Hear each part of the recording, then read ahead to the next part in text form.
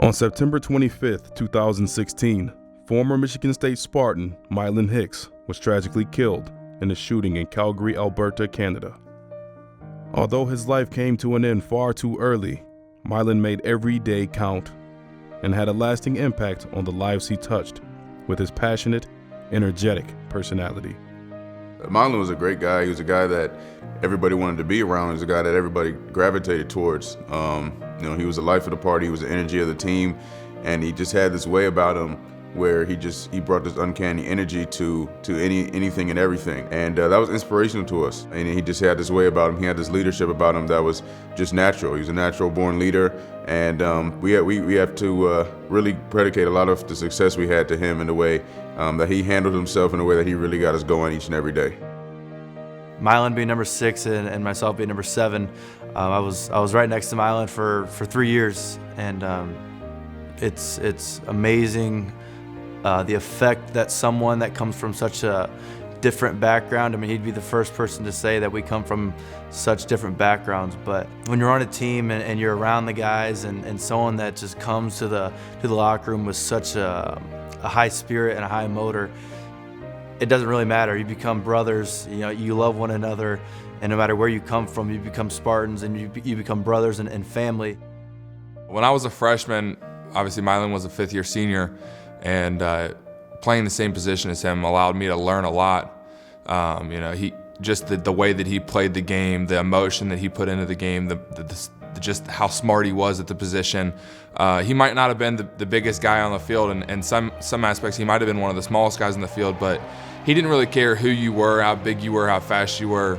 He was going to come in and hit you in the mouth no matter what. That was just his mentality and everything that he did, and it was always 100 miles per hour.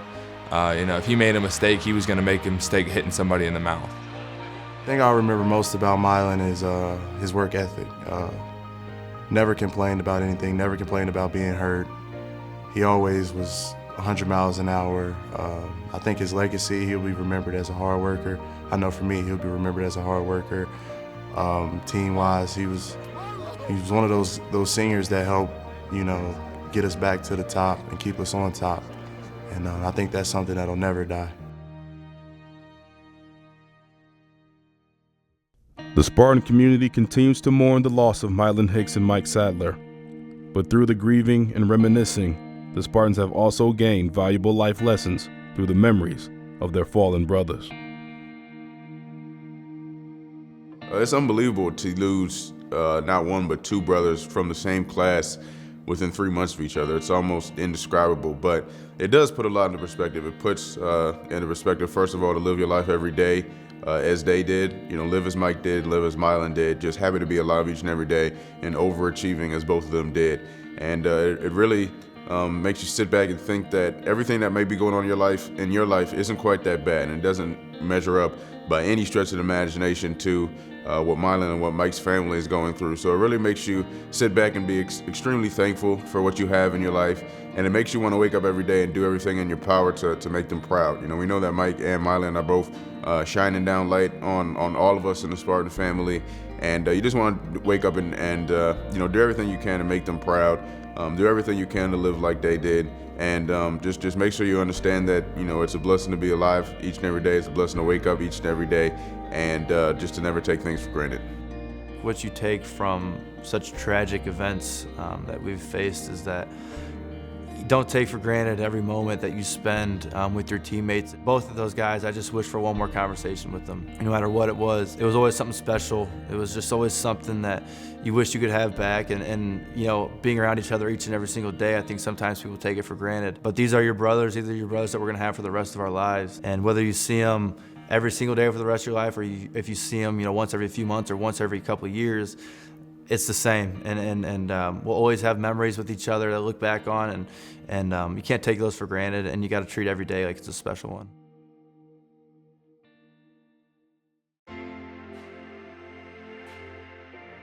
Our goals here at Michigan State in terms of the strength and conditioning program are, number 1, total conditioning, and we go to great lengths to make sure we provide our athletes with the very, very best in training methodologies, expertise, and coaching. But really more than that, it's relationship building. And I think our guys on our staff do a great job of that on a year-round basis.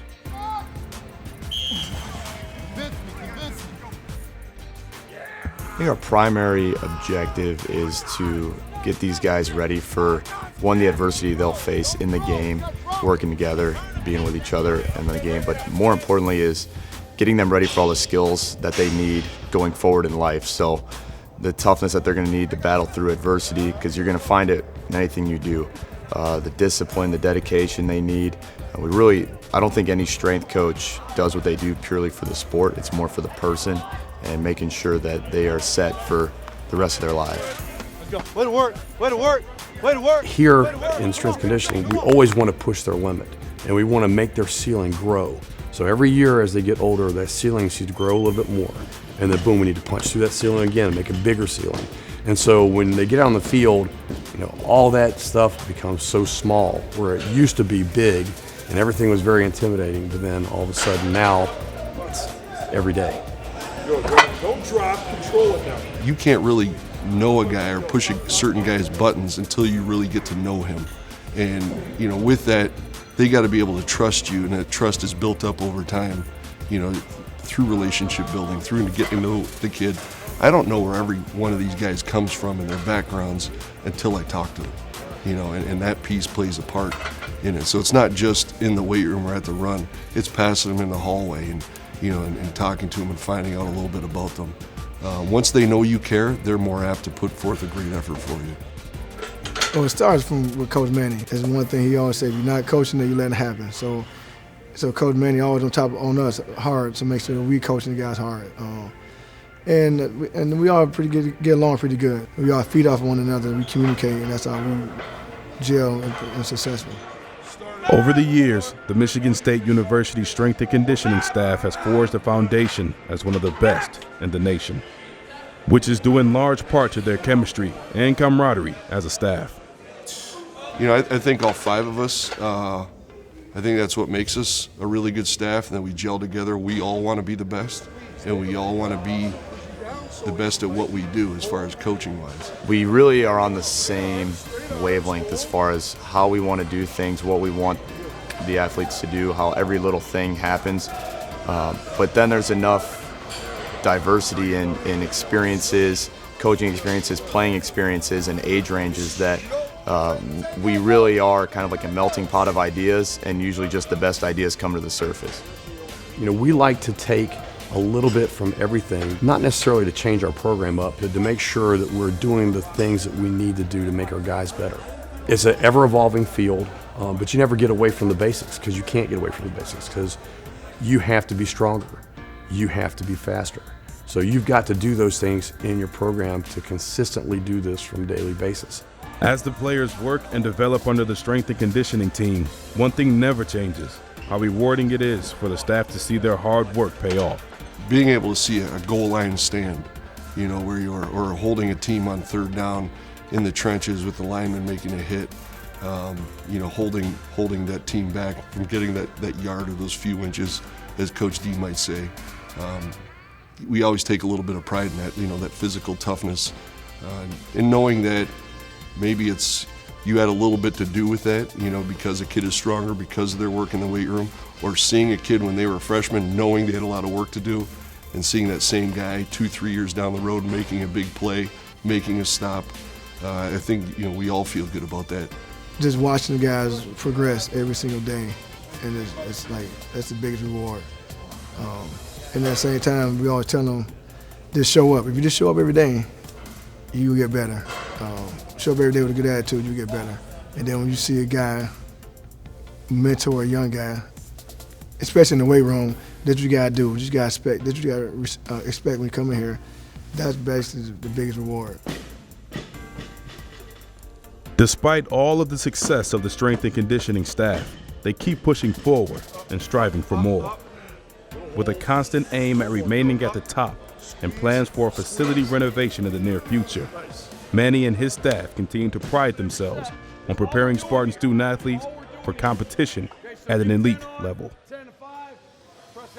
Our strength and conditioning staff here at Michigan State University will continue to provide our athletes with the very best in expertise, leadership, and mentorship as the years go on. and we will continue to upgrade our facilities, including the renovation we have planned here in the off-season, to meet the goals and aspirations of both the athletes and the program.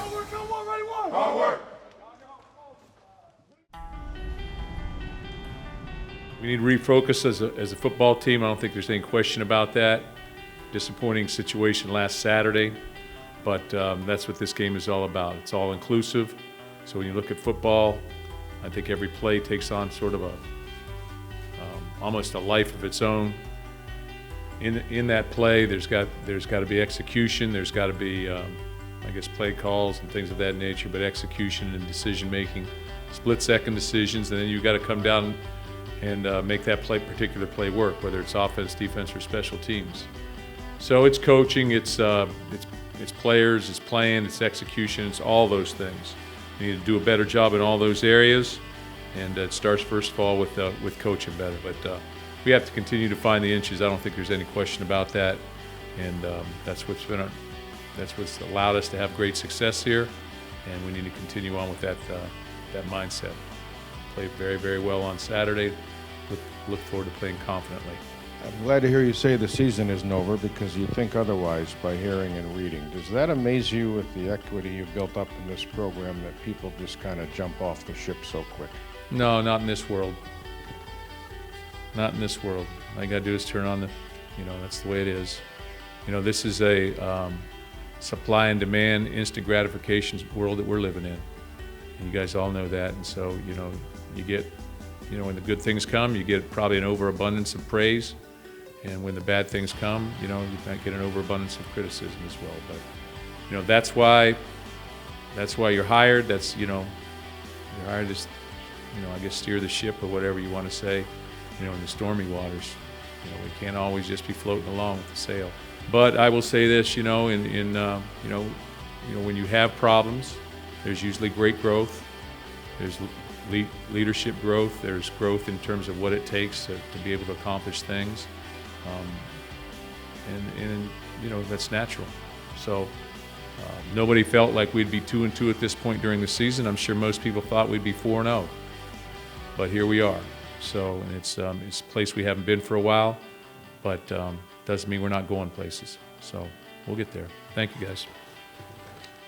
After starting the season 2-2, the Spartans know the importance of this weekend as they look to bounce back against BYU in Spartan Stadium. Yeah, it's a bounce back, mentality. Something that we got to get back to Spartan ball. We ain't did it. For the most part in the past 4 weeks besides Notre Dame. So now it's at that point, to get back to how Spartans play ball. Running the ball, catching the ball, and everybody being on the court. So we got to have a laser focused mindset right now. And hopefully everybody click in. Our approach is still positive. We plan on ending the season on a great note, in a positive way. Our thing right now is, to go back to work, find the inches, those little things that we didn't find in the last 2 games, and just finish off strong. Right now it's now and never, for the most part. At the end of the day, you still take it week by week. We got BYU coming up, and you don't want to go no further than that. Know who we playing against and know what we're able to do.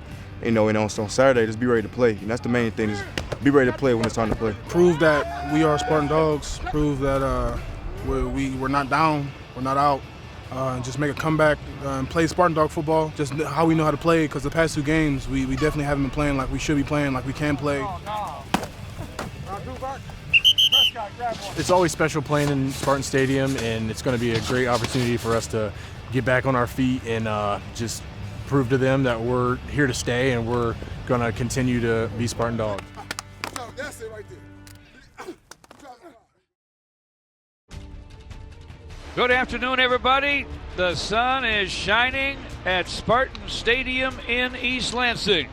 We'll have a great crowd for this intersectional game between the Spartans and the Cougars of Brigham Young. The Cougars have been in tight games in all 5 of their contests. They played some very good teams. They're obviously formidable. This game means a lot to them. It might mean even more to Michigan State.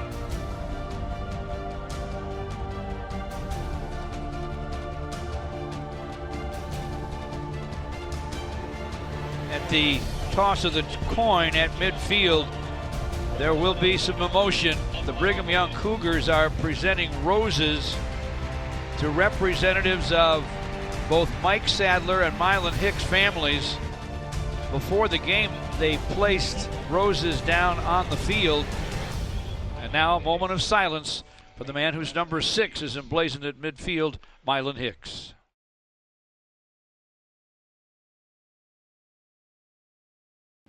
These two teams playing for the very first time, despite the proud traditions at each school. Michigan State won the toss and they've deferred. Brigham Young will get the football first. Michigan State will defend the north goal to our left. Kevin Cronin with the run up and the boot for the Spartans. And we are ready to roll here.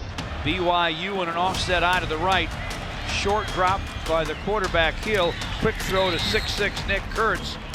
And he'll make the grab for a few yards for Taysom Hill and a first down at his 37. Hand off to Williams, spilled for a loss. Back at the 35-yard line, great ankle tackle by Monte Nicholson. He was slowed up by Chris Fry. Checks in. Medium drop for Hill, has a lot of time. Unloads, it is incomplete. Intended for a Leva Haifo. Jamal Williams to the right of Hill. Shotgun snap.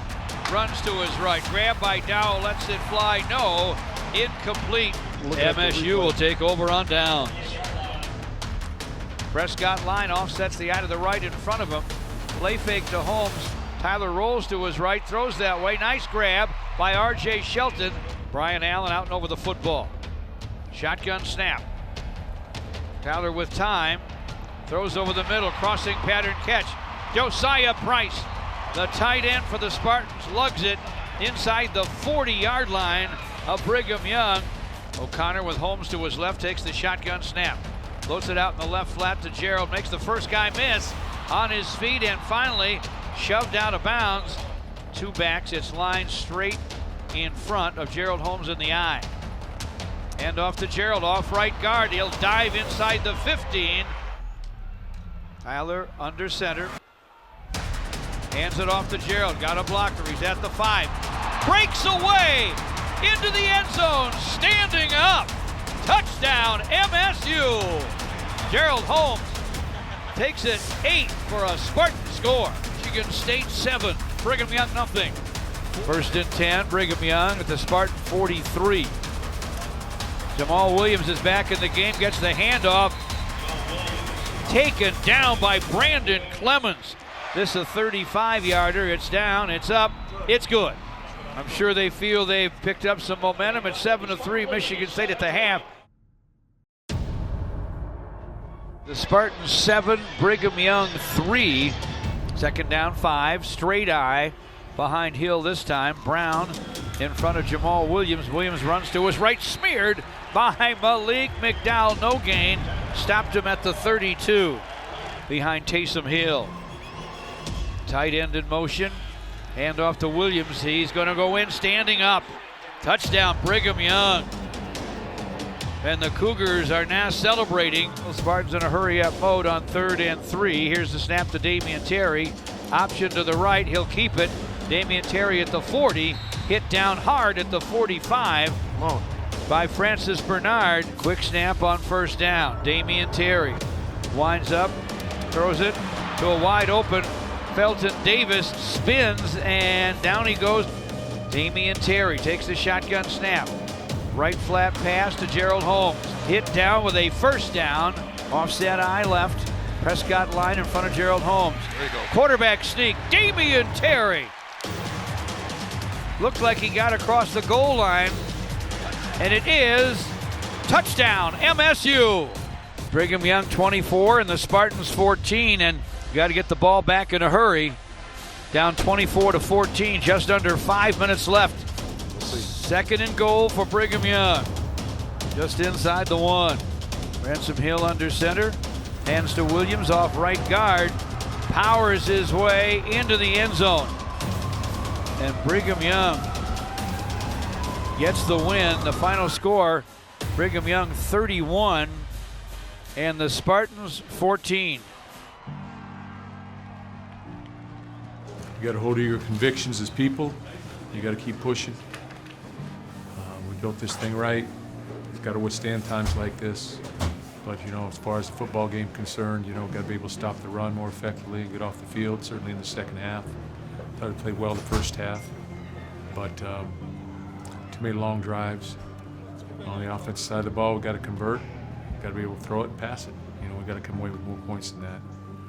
So field position played a large part in this game in the first half. Second half, not so much. Got a chance to cut it to 10 there at the end. Got to get off the field and got the quarterback. Got to get off the field and give our offense a chance to get another touch. But obviously, very disappointing loss. Starts here with me, and probably trickles down from there. But the bottom line is that congratulate BYU. The bottom line is we didn't get it done, and we need to find some answers as we move forward. But we need to keep scratching here and get things squared away.